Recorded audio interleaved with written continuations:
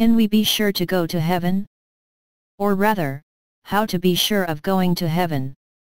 It must be noted that this is a fundamental question, and it is the question that provoked the terrible anxiety of Martin Luther, and then his Protestant reform. Here is the Catholic answer. Paradise is a reciprocal alliance between two beings. Between God who loves us and us, who love Him in return for charity, a supernatural virtue based on a sanctifying grace given to us by God. It is like, says St. Paul, something that we see in marriage. You need the same conditions. We must therefore know the heart of this God and choose Him with all our heart, together with our neighbor. And so, to be certain of going to paradise, one must look at the two terms of this alliance. On the side of God, Martin Luther is right, we can be sure of Him. He will take us to heaven. He will do everything to put us there. He came for that, He died on the cross for that. We must believe in it, really. It is on our side that there is a problem, and that, Martin Luther solved the problem by saying, it is enough to believe, to trust, and God will do it. The Catholics answer, no, it is a mutual love, we must love it, and that, it is impossible for us to know in what way and with what quality we love it. Let me explain.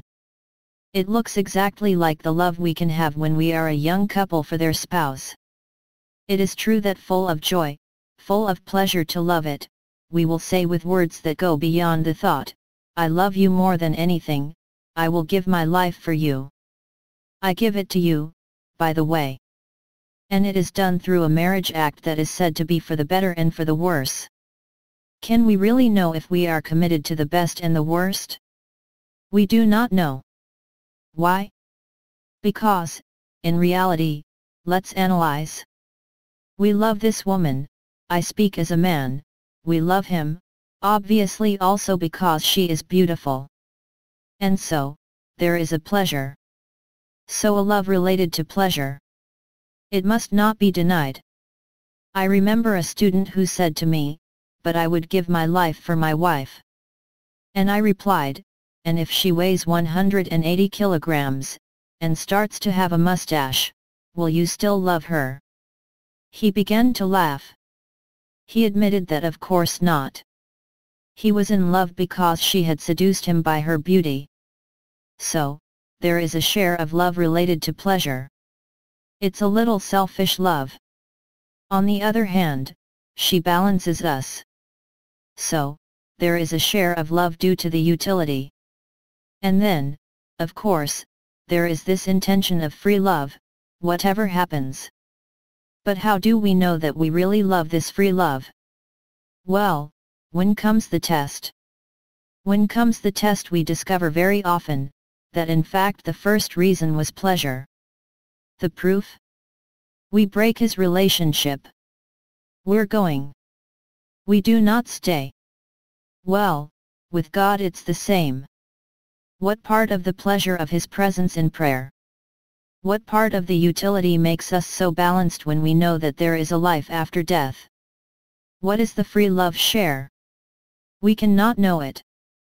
Joan of Arc said to God, if I am in His grace, let Him keep me there. And if I am not there, let Him put me there. So, how to be sure to go to heaven? Well, preparing for the meeting with Jesus that we know we will be amazed by His inner qualities, the two most important of which will be, this total, absolute humility, He considers Himself less important than us, He raises us above from Him. And on the other hand, this unconditional love. The problem? Will we accept the conditions that go with it? We cannot see God without being like Him. Otherwise we would not stand, all humble and all love. It's not sure.